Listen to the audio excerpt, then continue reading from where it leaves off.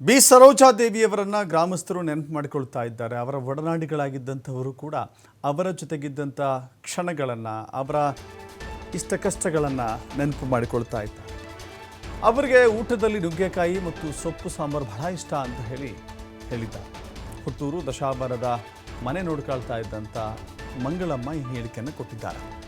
ನಮ್ಮನ್ನು ಎಂದಿಗೂ ಕೂಡ ಕೆಲಸದವರ ರೀತಿ ಅವರು ಕಾಣ್ತಾ ಇರಲಿಲ್ಲ. ತಮ್ಮ ಕುಟುಂಬದ ಸದಸ್ಯರಂತೆ ನಮ್ಮನ್ನು ನೋಡಿಕೊಳ್ತಾ ಇದ್ರು, ತಮ್ಮ ಕಷ್ಟ ಸುಖ ಆಲಿಸ್ತಾ ಇದ್ರು ಅಂತ ಹೇಳಿ ಮಂಗಳಮ್ಮ ಹೇಳಿಕೊಂಡಿದ್ದಾರೆ.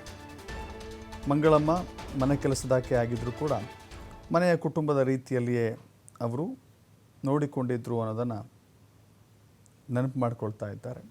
ಯಾಕಂತ ಹೇಳಿದ್ರೆ ಅವರ ಮನೆಯಲ್ಲಿ ಅನೇಕ ವರ್ಷಗಳ ಕಾಲ ಕೆಲಸ ಮಾಡಿದ ಅನುಭವ ಇದೆ, ಆ ನೆನಪಿದೆ. ಸೊ ಈ ಕಾರಣಕ್ಕಾಗಿ ಅವರ ಅಗಲಿಕೆ ನಮಗೆ ನೋವು ತಂದಿದೆ ಅಂತ ಹೇಳಿ ತಮ್ಮ ದುಃಖವನ್ನು ಹಂಚಿಕೊಂಡಿದ್ದಾರೆ.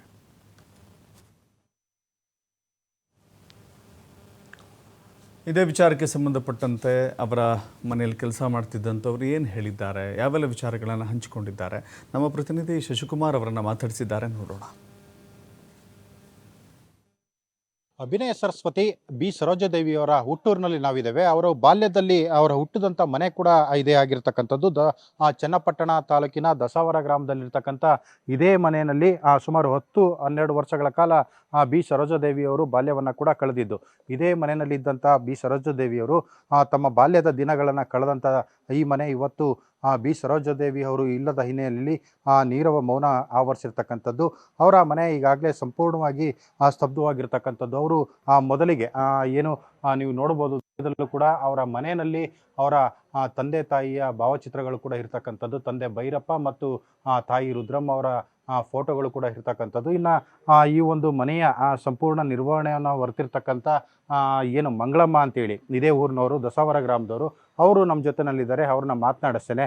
ಅಮ್ಮ, ಇವತ್ತು ಏನು ಈ ಮನೆಯ ಒಡತಿ ಬಿ ಸರೋಜಾದೇವಿಯವರು ಈ ದೇಶ ಕಂಡಂಥ ಅತ್ಯದ್ಭುತ ಕಲಾವಿದರು.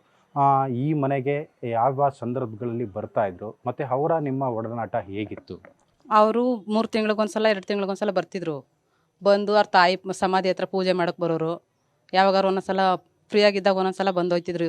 ಬಂದು 2 ದಿನ ಇರೋರು, ಇಲ್ಲಾಂದ್ರೆ ಬಂದು ಸಂಜೆವರೆಗೂ ಇದ್ದು ಒಂದೊಂದ್ಸಲ ಹೋಗೋರು. ಇಲ್ಲಿ ತೋಟ ಮನೆ ಎಲ್ಲ ಇದೆಯಲ್ಲ ಬಂದು ನೋಡ್ಕೊಂಡು. ಅವರು ಬೆಂಗಳೂರಿನಲ್ಲಿ ಇದ್ದರೂ ಕೂಡ ಹುಟ್ಟೂರಿಗೆ ಆಗಿಂದಾಗೆ ಬರ್ತಾ ಇದ್ರು.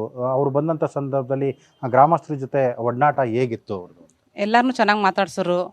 ಎಲ್ಲ ಒಂದು ದೇವಸ್ಥಾನಕ್ಕೆ ಆಗಲಿ, ಒಂದು ಸ್ಕೂಲ್ಗೆ, ಎಲ್ಲದಕ್ಕೂ ಹೆಲ್ಪ್ ಮಾಡವ್ರೆ. ಚೆನ್ನಾಗಿ ನೋಡ್ಕೋರು, ಎಲ್ಲರನ್ನೂ ಮಾತಾಡ್ಸೋರು. ಎಲ್ಲರನ್ನೂ ಚೆನ್ನಾಗಿ ನೋಡ್ತಿದ್ರು, ಚೆನ್ನಾಗಿರ್ತಿದ್ರು.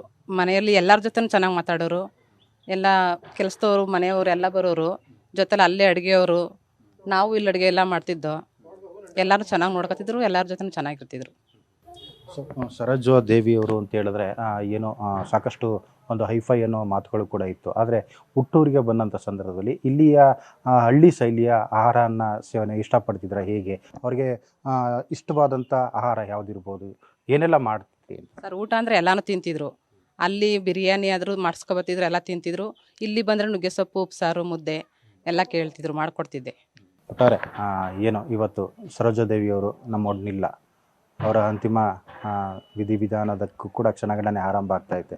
ಏನು ಹೇಳ್ತೀರಾ ಈ ಸಂದರ್ಭದಲ್ಲಿ? ಸರ್, ಏನು ಹೇಳಲಿ, ಬೇಜಾರಾಯ್ತದೆ. ಅಂತೆ ಒಳ್ಳೆ ಕಲಾವಿದ್ರು ಕಳ್ಕೊಂಡಿದ್ದೀವಲ್ಲ, ಬೇಜಾರಾಯ್ತದೆ ಅಷ್ಟೇ. ಕೆಲಸದವ್ರ ಥರ ಏನು ನೋಡ್ತಿರ್ಲಿಲ್ಲ, ಎಲ್ಲರನ್ನೂ ಚೆನ್ನಾಗಿ ನೋಡ್ಕೋರು. ಮನೆಯವ್ರ ಥರ ಕತ್ತಿದ್ರು, ಚೆನ್ನಾಗಿ ಮಾತಾಡ್ಸೋರು. ಪಕ್ಕದಲ್ಲೇ ಕುಂಡ್ರಿಸ್ಕೊಂಡು ಎಲ್ಲ ಮಾತಾಡಿಸಿ ಕಷ್ಟ ಸುಖ ಎಲ್ಲ ಕೇಳೋರು. ಎಲ್ಲಾದರೂ ಏನು ಭೇದ ಭಾವ ಮಾಡ್ತಿರ್ಲಿಲ್ಲ. ಅವರ ಜೊತೆನಲ್ಲಿದ್ದಂಥ ಆ ಒಂದು ಮರೆಯಲಾಗದಂಥ ಒಂದು ಕ್ಷಣ ಅಂತ ಹೇಳಿದ್ರೆ, ಅಥವಾ ಆ ಮಾತು ಏನಾದರೂ ಒಂದು ಹಿತವಚನ ಹೇಳುವಂಥದ್ದು, ಒಂದು ಆಶೀರ್ವದಿಸಿದ್ದು, ಈ ಥರದ್ದು ಏನಿರ್ಬೋದು ಅಂತ? ಏನಿಲ್ಲ ಸರ್, ಎಲ್ಲ